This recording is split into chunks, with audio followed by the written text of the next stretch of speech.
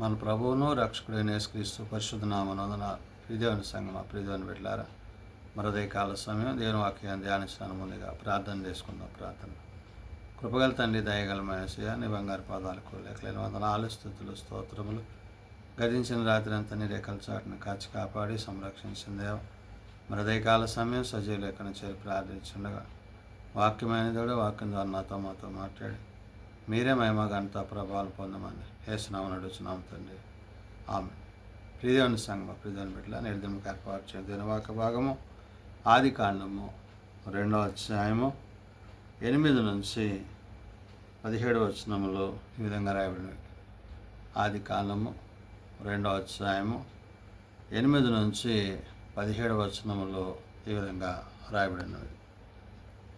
దేవుడైన యెహోవా తూర్పున ఏదెనులో ఒక తోట వేసి తాను నిర్మించిన నరుని దానిలో ఉంచెను.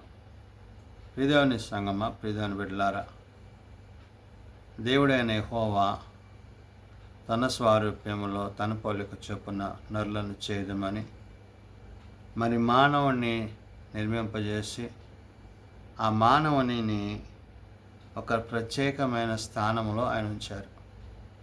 కాబట్టి ఇక్కడ పరిశుద్ధాత్మ దేవుడు తెలియజేసిన మాట, దేవుడైన యెహోవా తూర్పున ఏదైనాను ఒక తోట వేసి తాను నిర్మించిన నరుని దానిలో ఉంచెను.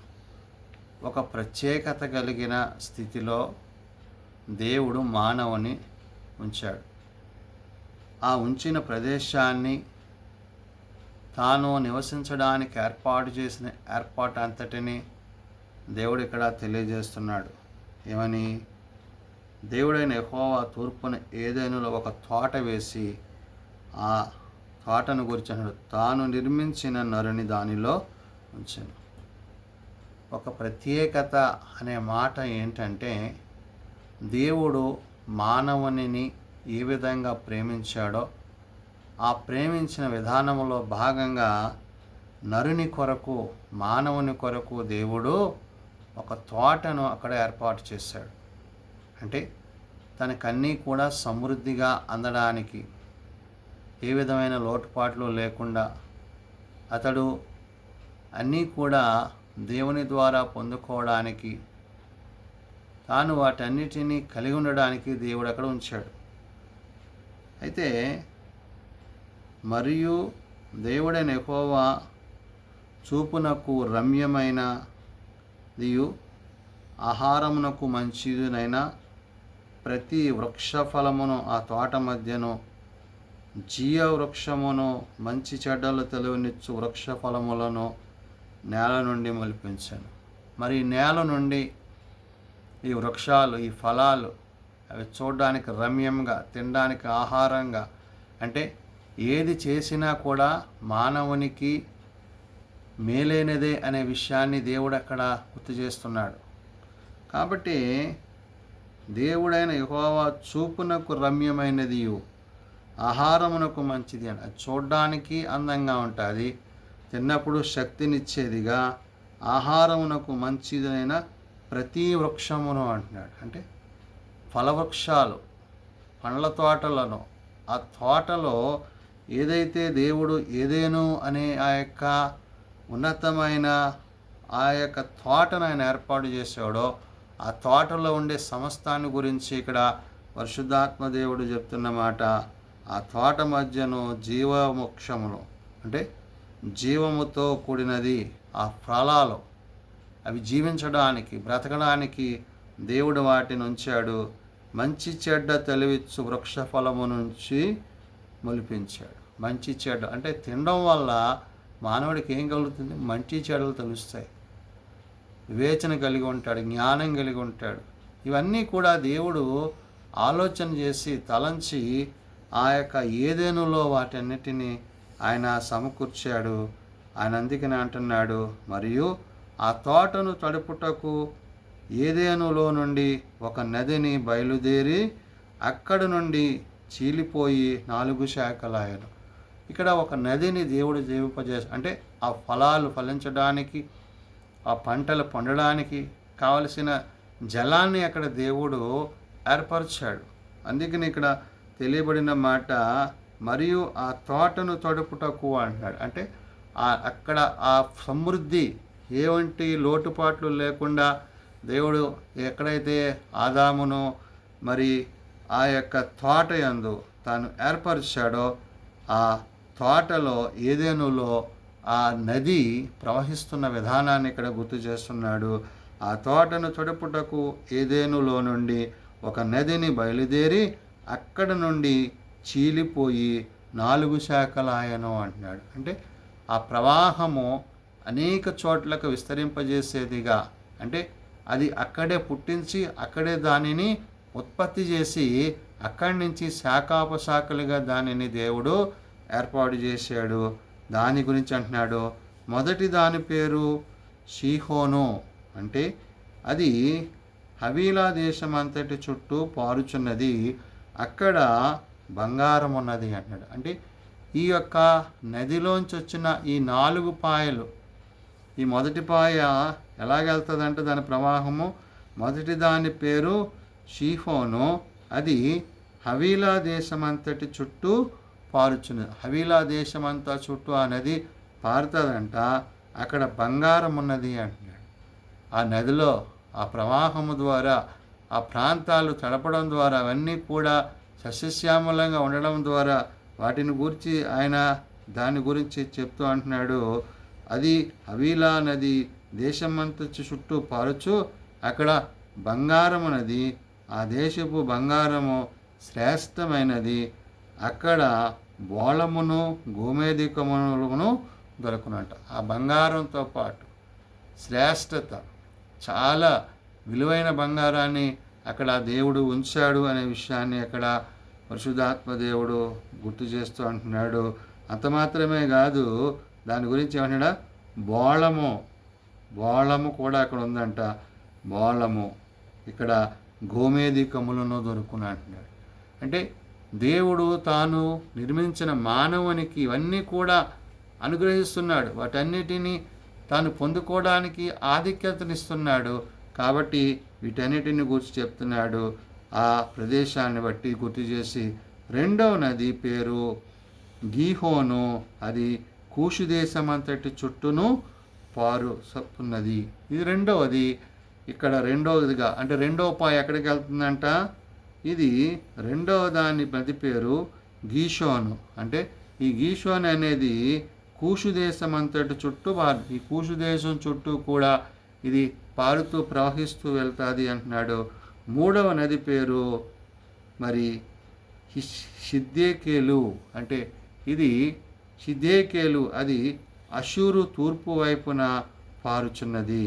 అంటే ఈ విధంగా ఈ ఏదైనా తోటలో ఏ నదినైతే దేవుడు ఉంచాడో దాని ప్రవాహము 4 పాయలుగా, 4 విభిన్న రీతిలుగా అది ప్రవహిస్తూ ఆయా ప్రదేశాలను తడుపుతూ అక్కడ మేలును కలిగిస్తుంది అనే విషయాన్ని చెప్తున్నాడు.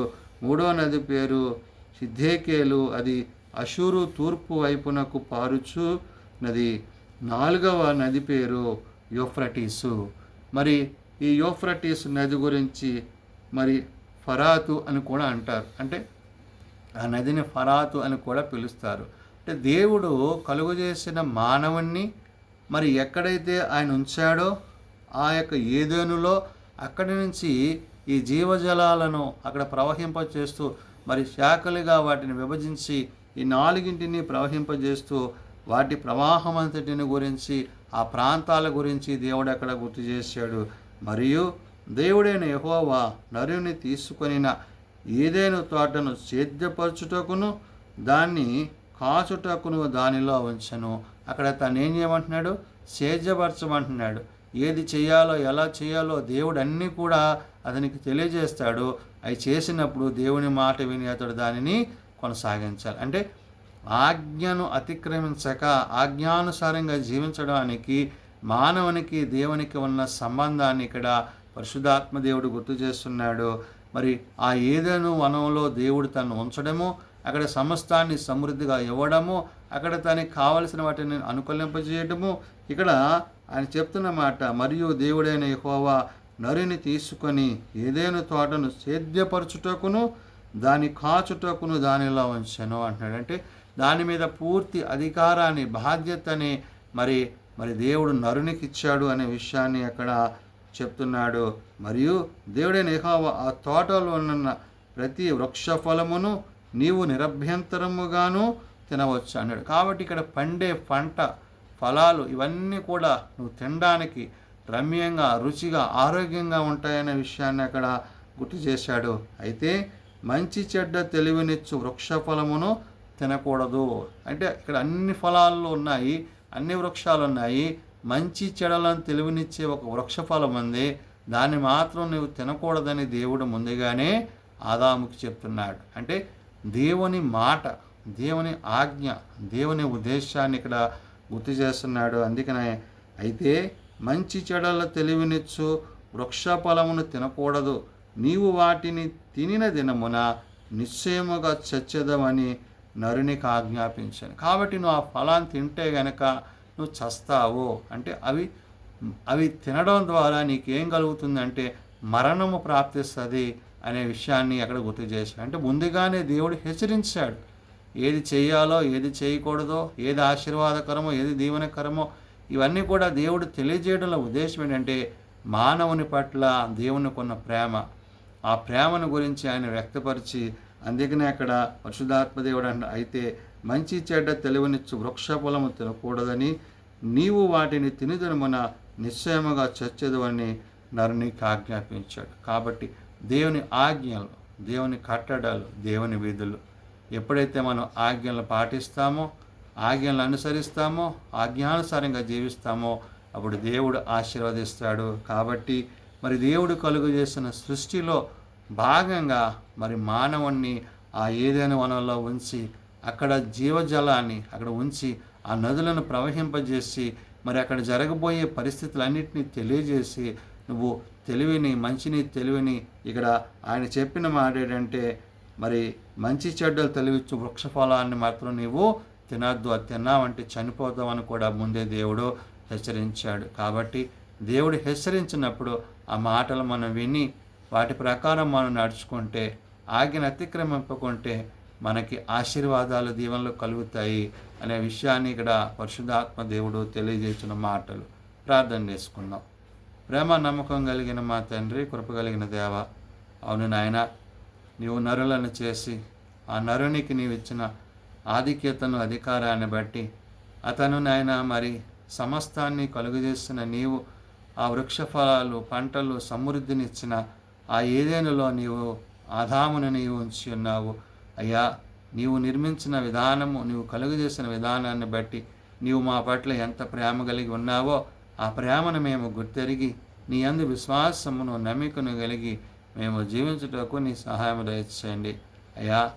నమ్మి విశ్వసించిన వాడు రక్షింపబడని నీ వాక్యము సెలవిచ్చినట్లు నీ యందు నమ్మికతో నీ వాక్యమందు, నీ మాటలందు నిలిచి నీ కృపలో కొనసాగుటకు సహాయం దయచేయండి. సాకలిగా వాటిని విభజించి వాటిని ప్రవహింపజేసి సమృద్ధినిచ్చిన దేవా నీకు వందనాలు. కాబట్టి నాయన, నీ యందు నమ్మిక, విశ్వాసము మేము కలిగి అవిశ్వాసులుగా కాక విశ్వాసముతో ముందుకు కొనసాగుతూ నీ రక్షణ వాడలో, నీ రక్షణ నావలో మేము ప్రయాణం చేసే కృప దయచేయండి. బలహీనలను బలపరచండి, రోగులను స్వస్థపరచండి. హాస్పిటల్ వద్ద, ఇండ్ల వద్ద వారిని ముట్టి లేవనెత్తండి. చనిబిడలు, యవనులు, పెద్దలు, వృద్ధులు ప్రతి వారిని పేరు పేరున దీవించండి. జన్మదినాలు, వివాహదినాలు, కుడికల కుటుంబాలను ప్రత్యేకపరచండి. తమ ప్రియులను పోగొట్టుకున్న కుటుంబాలను ఆదరించండి. ఎవరైతే ఇంకా నేను ఎరుగక తెలియక తమ హృదయాలు కఠినపరుచుకున్నారు అటు వారికి మారు మనసు, పాప క్షమాపణ దయచేయమని, దినదీవెనలతో నింపమని, మీరు ఆకడికి మమ్మల్ని సిద్ధపరచమని యేసునామమున ప్రార్థించి వేడుకొనుచున్నాము తండ్రి, ఆమేన్. పరలోకమందున్న మా తండ్రి, నీ నామం పరిశుద్ధపరచబడుగాక, నీ రాజ్యం వచ్చుగాక, నీ చిత్తం పరలోకమందు నెరవేర్చినట్లు భూమి మీద నెరవేరుగాక. మా అనుదినాన్ని మాకు దయచేయము. మేము అపరాధం చేసిన వారిని మేము క్షమించిన ప్రకారం మా అపరాధములను క్షమించము. శోధనలో ఏకాదశులను తప్పించము. రాజ్యము, శక్తి, మహిమ నిరంతరము నీవే అయినావు తండ్రి, ఆమేన్. మన పరమ తండ్రి అయిన దేవుని ప్రేమ, ప్రభువైన యేసుక్రీస్తు కృప, ఆదరణకర్త అయిన పరిశుద్ధాత్మ సహాయము సదా తోడయండి సంరక్షించునుగాక, ఆమేన్.